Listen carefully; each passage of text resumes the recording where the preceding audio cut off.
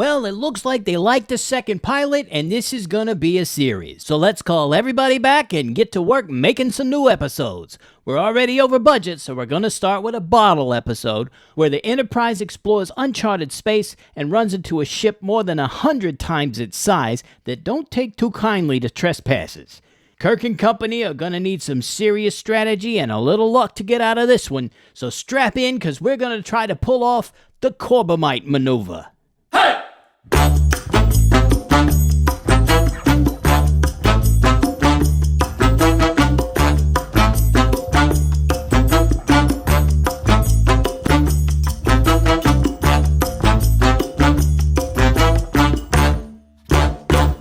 As I mentioned in the last episode, it's been a little less than a year since production wrapped on Where No Man Has Gone Before, and we've got a lot of changes.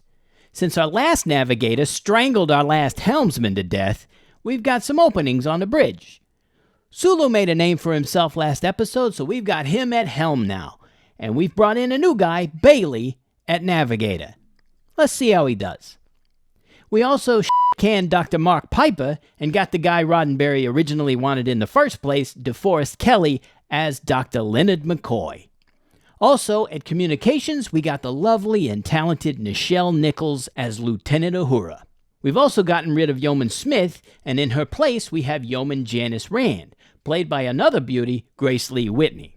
Spock's eyebrows have been toned down a bit, and we've got some new uniforms, including some in a brand new color. Look at that. Though some of them are still holding on to that quasi-turtleneck thing, but don't worry, that don't last. The ladies also have a new uniform that, no doubt, are making some of the present-day ladies roll their eyes a little bit. And believe me, I'm with you. But weirdly enough, these miniskirts were her idea. You can look it up. She told Roddenberry that if he wanted to cast her because of her looks, she wasn't going to be able to get very far in the baggy top and the long pants like Sari Kellerman wore in the last episode. Now, I don't think Gene pushed back too hard on that idea, but it turns out it wasn't some dude what came up with those. Who knew, right? Also, the bridge has been cleaned up a bit, those gooseneck things are gone now, and the screen's been upgraded. So with all the new people and the new stuff in place, it's time to dive into this adventure, so let's take a look at the plot. The Enterprise has been mapping out an unexplored area of space for the last 3 days, and people are getting pretty bored with it, until a flying Rubik's Cube shows up and refuses to get out of the Enterprise's way. They try to go around, they honk the horn, they yell things about its mother, nothing. Down in the sickbay, Captain Kirk, proving that he can find a way to get his shirt off even in a bottle show, is in the middle of his annual physical examination. Seeing the alert light going off, he calls the bridge, and Spock gets him up to speed on the cube. He expresses annoyance that McCoy didn't stop the physical when he saw the light going off, and McCoy basically tells him, "That ain't how I roll." After 18 hours of staring at this thing, Kirk calls a meeting. Spock says this thing is probably one of two things. Either a marker buoy or flypaper. Yeah, 23rd century is still having problems with flies apparently, and technology in that area has not advanced since 1966. I mean, that's fair. It's not like we're not using essentially the same steam irons they were using back in the 60s either, right? Well, the captain don't feel too good about sticking around on the flypaper, so they make a plan to try to get away. They try it, and the cube stays right with them. Only now it's starting to emit lethal doses of radiation too. Well, Kirk orders Bailey to blow it up, and Bailey just kind of stares at the thing. Kirk jars Lieutenant Dunsel over there out of his repose, and he finally does his job and blows up the D6 from hell. Kirk ain't too happy with how the crew performed in that little incident, so he orders the bridge crew to run some simulations to get their skills up while he goes and decides if they should keep going or not. And the crew all look at Bailey and go, 2 words, Dingleberry, code red. Then we get a fun scene with Kirk and McCoy and Yeoman Rand, and then there's a really for real non-simulation alert, and Kirk's decision about what to do next gets made for him. On the bridge, it's reported an object is approaching. They put it on the screen, and it's coming. And coming. And it just keeps on coming, until you can't see nothing but this thing. Imagine you standing next to Spaceship Earth at Epcot. Well, in this comparison, you're the Enterprise. That's how big this thing is. and it sends Bailey into another staring contest with the view screen. Well, the ball sends the Enterprise a message. Guy says his name's Balok. He's from the First Federation. His ship's called the Fesarius. Nobody asked for no Enterprises, and they don't like trespassers, so we're gonna blow you up. But you got 10 minutes to write your will, clear your browser history, and all that stuff. Kirk says, hey, it's cool, didn't mean to trespass, we'll just see ourselves out. Balok says, nah, I'ma drain your engines and your weapons. And we're gonna stay on schedule with that whole blowing you up thing. Oh, and you're down to 9 minutes. Spock manages to get a look at Balok, and he's a pretty scary looking dude, I gotta say. Well, between that and Sulu announcing time from the doom clock, Bailey finally snaps, freaking out, yelling at everybody for just sitting around waiting to die. Not entirely an unreasonable criticism, but he gets relieved and sent to sickbay anyway. After the commercial break, we're down to 4 minutes, and even without Lieutenant Freakout around, the tension is even higher.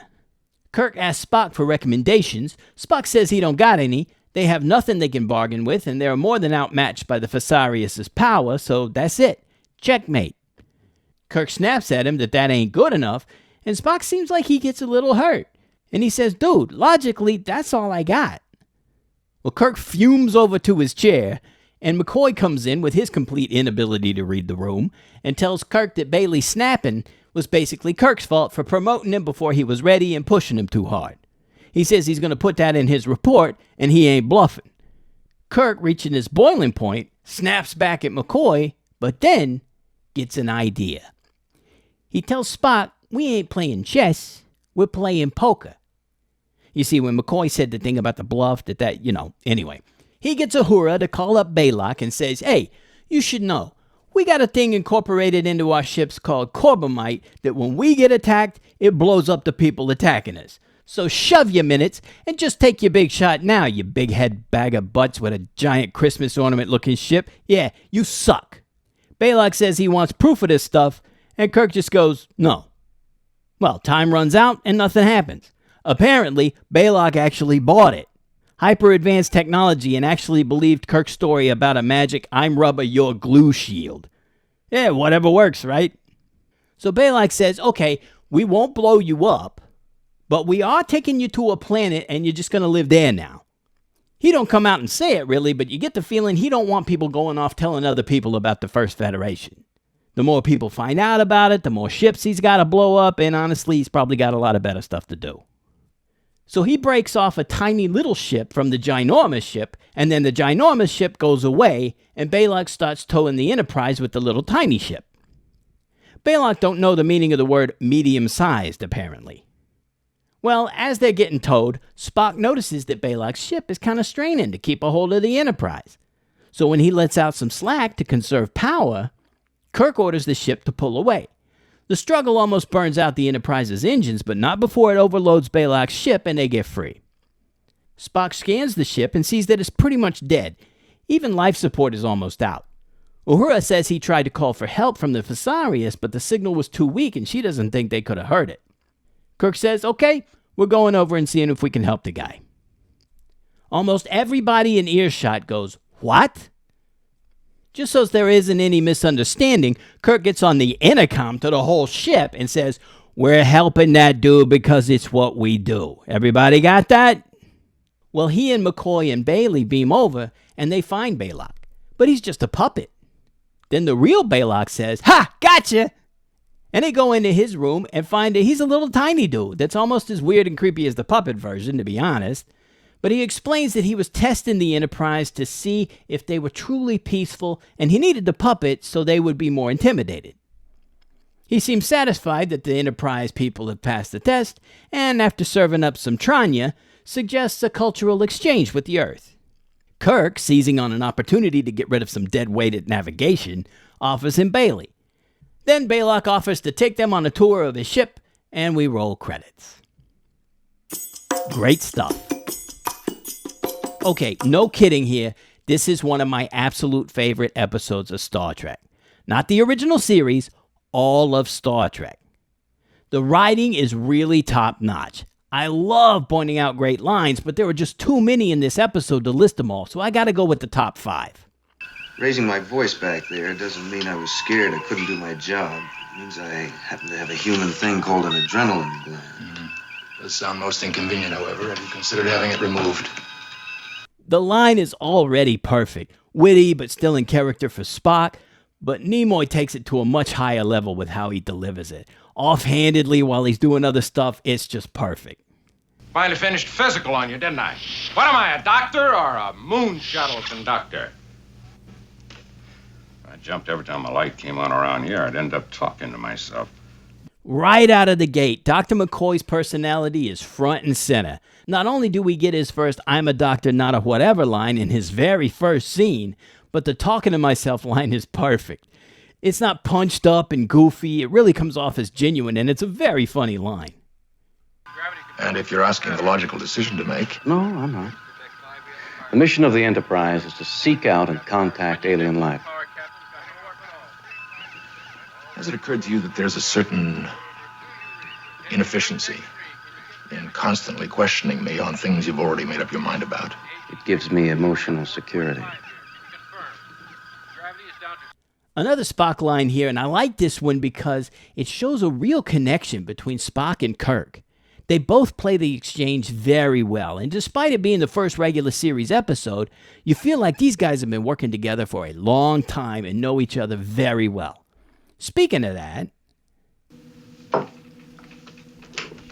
Kirk here. Exercise rating, Captain. 94%. Let's try for 100, Mr. Spock. Agreed.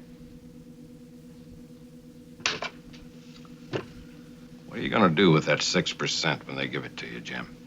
I'm going to take it. And I'm going to... This whole scene is great. Like the other one with Spock, it really establishes a relationship between Kirk and McCoy. And kind of like Jack Aubrey and Stephen Maturin from the Master and Commander books, shows that the captain has a relationship with the ship's doctor, something that's outside the chain of command that allows the captain to air his frustrations and his insecurities and get some advice. Something he can't do with anybody else. Scotty. Motive power beats me what makes it go. I'll buy speculation. I'd sell it if I had any. That's a solid cube. How something like that can sense us coming, block us, move when we move, it beats me. That's my report. Another great line to establish a great character. Scotty don't have many lines in this episode, but every one of them has got Scotty written all over him. Honestly, the dialogue in this episode is some of the best of the series, and it would have been a hell of a first episode after the pilot. Unfortunately, with all the visual effects they had to shoot for this thing, it got delayed so much that it ended up being the 10th episode broadcast. The Goof. Honestly, there's not a lot of goof in this episode. It's a little implausible at just how much of a basket case Bailey is. I get being green and being a bit overwhelmed the first time a massive Christmas ball shows up and tries to murder you, but he never really does anything to show us why Kirk promoted him, and why Kirk shouldn't be insulted when McCoy suggests that he might have seen something of himself in Bailey. This felt like it needed a lot more backstory to really sell, and there just wasn't time for that. The switcheroo with Balok actually being a weird, uncanny valley miniature guy was pretty good, even if the overdubbing was a little obvious. And hey, Clint Howard was only 7 at the time, and he did pretty good. The whole thing with the Tranya was a little out of nowhere and doesn't really serve a heck of a lot of purpose, but a fun bit of trivia on that. They used pink grapefruit juice for the Tranya, and Clint Howard hated pink grapefruit juice. So he not only had to drink something he hated, but he had to act like it was the best stuff in the world. Possum Rob fact, back in the day, Welch's had an orange pineapple apple juice blend that was really delicious, and I always referred to it as Tranya. Maybe they still got it. I need to look into that. Ruminations. One of the things that's a shame about how far back they had to push this episode is that the story and the message behind this episode serves as the thesis statement for Star Trek as a whole. Not just the original series, but all of the series to come. Not only does it involve exploration and facing danger, but it showcases intellectual curiosity, thinking your way out of problems, and most importantly, being who you say you are. When Balok's ship is down for the count, Kirk doesn't hesitate to lend aid. This guy was going to blow everybody up just a few hours ago, and now that they've turned the tables on him, they could be forgiven for hauling ass and leaving Balok for dead. But that ain't the Federation way. And that's the main reason this is one of my favorites. If you're going to say you're a force for good, and you're going to act like you're a force for good, you better be a force for good. Speaking of the Federation, it's worth noting that Kirk don't identify the Enterprise as being a Federation ship. He calls it the United Earthship Enterprise. Balok says he represents the First Federation. And I guess he's right. His thing was the Federation before our thing was. Another thing on that, a lot of the star maps and things that people have drawn up showing the different political entities that are in Star Trek always include the First Federation. And maybe there have been some books that expand on Balok and the FF, but I think the way he's depicted in this episode makes me think that there ain't no First Federation. That's just a part of the ruse, just like the puppet is. Later, after all that's over, he talks about not having anybody to talk to and getting lonely, and it sounds like it's just him and that giant-ass Christmas ball. I wish they'd have explored that further. How'd he get the ship? Just how intelligent is this guy? Whatever happened to Bailey? That kind of stuff. Shows weren't concerned with ongoing stories back then, but still. Maybe they'll do something about it in Strange New Worlds or something. That would be interesting. Well, there you have it, the Corbomite Maneuver. Hope you've enjoyed this look back on a classic episode of Classic Trek. It's a double classic. If you like the review and you're digging the TOS reviews, reach down there and like that thumbs up button if you don't mind.